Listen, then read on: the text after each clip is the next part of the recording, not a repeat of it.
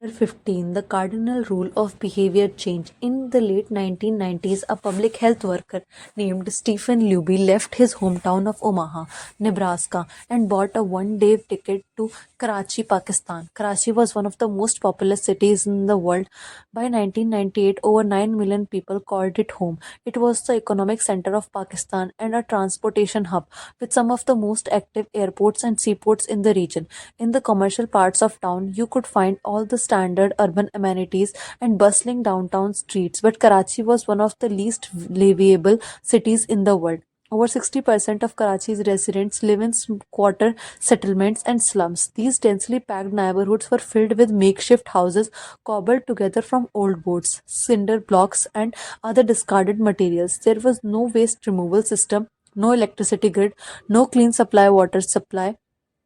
When dry, streets were a combination of dust and trash. When wet, they became a muddy pit of sewage. Mosquito colonies thrived pools of stagnant water, and chilled drain play among the garbage. The unsanitary condition led to widespread illness and disease. Contaminated water sources and caused epidemics of diarrhea, vomiting, and abdominal pain. Nearly one third of children living there was malnourished. With so many people crammed into such small space, viruses and bacterial infections spread rapidly. It was this public health crisis that brought Stephen Luby to Pakistan. Luby and his team realized that in an environment with poor sanitation, the simple habit of washing your hands could make a real difference in the health of residents. But they soon discovered that many people were already aware that washing hands was important. And yet, despite this knowledge, many residents were washing their hands in haphazard fashion. Some people would just run their hands under the water quickly. Others would only wash one hand. Many would simply forget to wash their hands before preparing food. Everyone said washing hand was important, but few people made a habit out of it. The problem was not knowledge, the problem was consistency. That was when Lubai and his team partnered with Procter Gamble to supply the neighborhood Safeguard soap. Compared to your standard Safeguard soap, using Safeguard soap was a more enjoyable experience. In Pakistan, Safeguard was a premium soap, Luby told me. The study participants commonly mentioned how much they liked it. The soap foamed easily and people were able to lather their hands with suds. It smelled great instantly. Hand washing became slightly more pleasurable. I see the goal of hand washing promotion not as behavior change but as habit adoption. Lubai said it is a lot easier for people to adopt a product that provides a strong positive sensory signal. For example, the mint taste of toothpaste, that is it is to adopt a habit that does not provide pleasurable sensory feedback like flossing one's teeth. The marketing team at Procter and Gamble talked about trying to create a positive hand washing experience. Within months, the researchers saw a rapid shift in the health of children in the neighborhood. The rate of diarrhea fell by 52%, pneumonia by 48%, and impetigo, a bacterial skin infection, by 35%. The long term effects were even better. We went back to some of the households in Karachi 6 years after, Lubai told me. Over 95% of the household who had been given the soap for free and encouraged to wash their hands had a hand washing station with soap and water available when our study team visited. We had not given any to the intervention group for over 5 years. But during the trial, they had become so habituated to wash their hands that they had maintained the practice. It was powerful example for the fourth and final law of behavior change: make it satisfying. We are more likely to repeat a behavior when the experience is satisfying. This is entirely logical. Feeling of pleasure, even minor ones like washing your hands with a soap that smells nice and lathers well, and signals that tells the brain, this feels good. Do this again. Next time, pleasure teaches your brain that a behavior is worth remember and repeating. Take the story of chewing gum. Chewing gum had sold commercially throughout the 1800s, but it was not until Wrigley launched in 1891 that it became a worldwide habit. Early versions were made from the relatively bland resins, chewy but not tasty. Wrigley revolutionized the industry by adding flavors like spearmint and juicy fruit, which made the product flavorful and fun to use.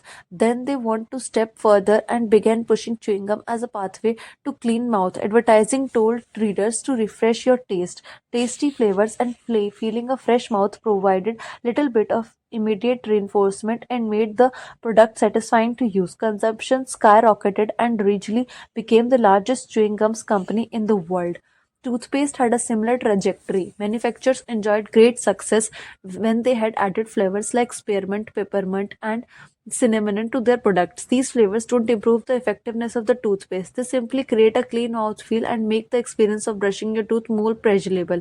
My wife actually stopped using Sensodyne because she did not like the aftertaste. She switched to the brand with a stronger mint flavor, which proved to be more satisfying. Conversely, if an experience is not satisfying, we have little reason to repeat it. In my research, I came across the story of a woman who had a narcissistic relative who drove her nuts. In an attempt to spend less time with an egomaniac, she acted as dull as boring as possible whenever he was around.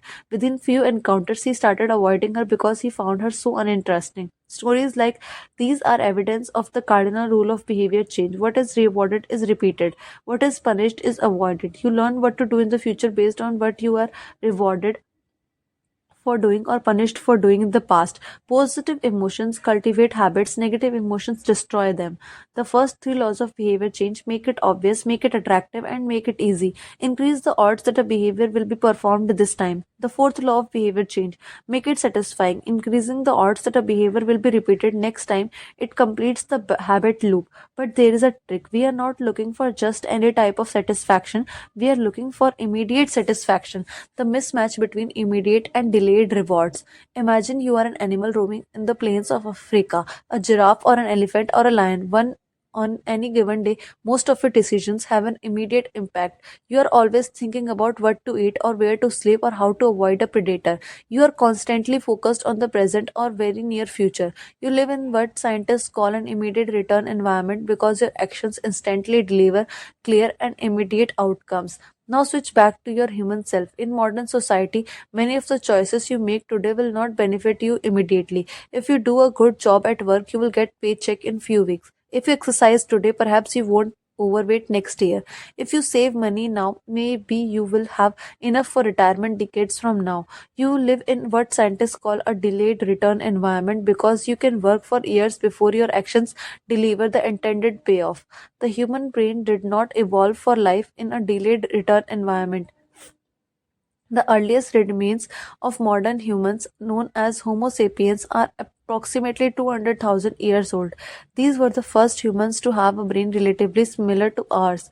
In particular, the neocortex, the newest part of the brain, and the regions responsible for higher action functions like language, was roughly the same size, 200,000 years ago as today. You are walking around with the same hardware as your Paleolithic ancestors. It is only recently, during the last 500 years or so, that society has shifted to a predominantly delayed return environment. Compared to the age of the brain, modern society is brand new. In the last 100 years, we have seen the rise of the car, the airplane, the television, the personal computer, the internet, the smartphone, and Beyonce. The world has changed much in recent years, but human nature has changed little. Similar to other animals on African savanna, our ancestors spent their days responding to grave threats, securing the next meal, and taking the shelter from a storm. It made sense to place a high value on instant gratification. The distant future was less of a concern, and after those of generations in an immediate return environment, our brains evolved to prefer quick pays off to long term ones. Behavioral economists refer to this tendency as time inconsistency. That is the way your brain evaluates rewards inconsistent across time. You value the present more than future, securing the next meal and taking shelter from a storm. It made sense to place a high value on instant gratification. The distant future was less of a concern, and after thousands of generations in an immediate return environment, our brains evolved to prefer quick payoffs to long term ones. It made sense to place a high value on instant gratification. The distant future was of less concern. And after thousands of generations in an immediate return environment, our brains evolved to prefer quick payoffs to long term ones. Behavioral economists refer to this tendency as time inconsistency. That is, way your brain evaluates and rewards is inconsistent across time. You value the present more than the future. Usually, this tendency serves us well. A reward that is certain right now is typically worth more than one that is merely possible in the future, but occasionally our bias towards instant instant gratification causes problems. Why would someone smoke if they know it increases the risk of lung cancer? Why would someone overeat where they know that increases their risk of obesity? Why would someone have unsafe sex if they know it can result sexually transmitted diseases? Once you understand how the brain prioritizes rewards, the answer becomes clear that the consequences of bad habits are delayed while the rewards are immediate. Smoking might kill you in 10 years, but it reduces stress and eases your nicotine cravings now. Overeating is harmful in the long run but appetizing in the moment. Sex, safe or not, provides pleasure right away. Disease and infection won't show up for days or weeks, even years. Every habit produces multiple outcomes across time. Unfortunately, these outcomes are often misaligned. With our bad habits, the immediate outcome usually feels good, but the ultimate outcome feels bad. With good habits, it is the reverse. The immediate outcome is unenjoyable, but the ultimate outcome feels good. The French economist Frederick Bastiat explained the problem clearly when he wrote, "It almost always happens that when the immediate consequence is favorable, the later consequence is disastrous, and vice versa. Often, the sweeter fruit of a habit, the more bitter are its later fruits. Put another way, the cost of your good habits are in the present, the cost of your bad habits in the future. The brain's tendency to prioritize the present moment means you can't rely on good intentions. When you make a plan to lose weight, write a book, or learn a language, you are actually making plans for your future self. And when you envision what you want your life to be like, it is easy to see the value in taking actions with long term benefits. We all want better lives for our future selves. However, when the moment of decision arrives, instant gratification usually wins. You are no longer making a choice for future you who dreams of being fitter or wealthier or happier. You are choosing for present you who wants to be full, pampered, and entertained. As a general rule, the more immediate pleasure you get from action, the more strongly you should question whether it aligns with the long term goals. With a fuller understanding of what causes our brain to repeat some behaviors and avoid others, let's update the cardinal rule of behavior change. What is immediately rewarded is repeated, what is immediately punished is avoided. Our preference for instant gratification reveals an important truth about success. Because how we are wired, most people will spend all day chasing quick hits of satisfaction. The road less traveled is the road of delayed gratification. If you are willing to wait for the rewards, you will face less competition and often get a bigger pays off. As the saying goes, the last mile is always least crowded.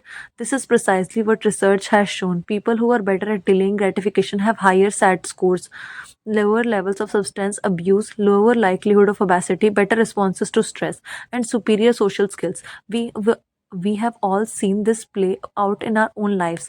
If we delay watching television and get your homework done, you will generally learn more and get better grades. If you don't buy desserts and chips at the store, you will often eat healthier food when you get at home. At some point, success in nearly every field requires you to ignore immediate reward in favor of delayed reward. Here is the problem: most people know that delayed gratification is the wise approach. They want the benefits of good habits to be healthy, productive, at peace, but these outcomes are seldom top of the mind at decisive moments. Thankfully, it's possible to train yourself to delay gratification, but you need to work with the grain of human nature, not against it. The best way to this to add a little bit of immediate pleasure to the habits that pay off in the long run and learn little bit of immediate pain to ones that don't. How to turn instant gratification to your advantage. The vital thing in getting a habit to stick is to feel successful, even if it's in a small way. The feeling of success is a signal that your habit paid off and that the work was worth the effort. In a perfect world, the reward of a good habit is habit itself. In the real world, good habits tend to feel worthwhile only after they have provided you with something. Early on, it's all sacrifice. You have gone to the gym for a few times, but you are not stronger or fitter or faster, at least not in any noticeable sense. It's only month later, once you shed a few pounds on your arms, you gain some definition. It becomes easier to exercise for its own sake. In the beginning, you need a reason to stay on the track. That is why immediate rewards are essential. They keep you excited while the delayed rewards accumulate in the background. What we are really talking about here when we are discussing immediate rewards is the ending of a behavior. The ending of any experience is vital because we tend to remember it more than other phases. You want the heading of your habit to be satisfying. The best approach is to use reinforcement, which refers to the process of using an immediate reward to increase the rate of behavior. Habit stacking, which we covered in chapter 5, ties your habit to an immediate cue, which make it obvious when to start. Reinforcement ties your habit to an immediate reward, which makes it satisfying when you finish. Immediate reinforcement can be especially helpful when dealing with the habits of avoidance. When you are which your behaviors you want to stop doing, it can be challenging to stick with the habits like no frivolous purchases or no alcohol this month because nothing happens when you skip happy hours, drink, and don't buy the pair of shoes. It can be hard to feel satisfied when there is no action in the first place. All you are doing is resisting temptation, and therefore there is not much satisfying about that. One solution is to turn the situation on its head. You want to make avoidance visible. Open an savings account and label it for something you want to be leather jacket. Whenever you pass on a purchase, put the same amount of money on the account. Skip your morning latte, transfer $5, pass on the another month of Netflix, move $10 over. It's like creating a loyalty program for yourself. The immediate reward of seeing yourself save money towards on a leather jacket feels a lot better than you being deprived. You are making it satisfying to do nothing. One of my readers and his wife used a similar setup. They wanted to stop eating out so much and start cooking together more. They labeled their savings account trip to Europe. Whenever they skipped going out to eat, and they transferred $50 into the account. At the end of the year, they put the money towards the vacation. It is worth nothing that noting that it is important to select short-term rewards that enforce your identity rather than one that conflicts with it. Buying a new jacket is fine if you are trying to lose weight or read more books, but it does not work if you are trying to budget and save money. Instead, taking a bubble bath or going a leisurely walk are good examples of rewarding yourself with a free time, which aligns with your ultimate goal of freedom and financial independence. Similarly, if your reward for exercising is eating a bowl of ice cream, then you are casting votes for conflicting identities and it ends up being a wash. Instead, maybe your reward is a message which is both luxury and vote toward taking care of your body. Now, the short term reward is aligned with your long term vision of being a healthy person. Eventually, as intrinsic rewards like a better mood, more energy, and reduced stress kick in, you will all become less concerned with the chasing the secondary reward. The identity of itself becomes the reinforcer. You do it because it's who you are and it feels good to be you. The more habit becomes part of your life, the less you need outside encourage to follow through. Incentives can start a habit, identity sustains a habit. That said, it takes time for the evidence to accumulate and new identity to emerge. Immediate enforcement helps maintain motivation in short term while you are waiting for the long term rewards to arrive. In summary, a habit need to be enjoyable for it to last. Simple bits of reinforcement like soap that smells good or toothpaste that has a refreshing mint flavor or seeing $50 hit your savings account can offer felt the immediate pleasure you need to enjoy a habit, and change is easily when it is enjoyable. The fourth chapter summary. The fourth law of behavior change make it satisfying. We are more likely to repeat a behavior when the experience is satisfying. Human behavior is evolved to prioritize immediate rewards over delayed rewards. The cardinal rule of behavior change: what is immediately rewarded is repeated. What is immediately punished is avoided. To get a habit to stick to, you need to feel immediately successful, even in a small way. The first three laws of behavior change: make it obvious, make it attractive, and make it easy. Increase the odds that a behavior will be performed this time. The fourth law of behavior change: make it satisfying, increasing the odds that a behavior will be repeated next time.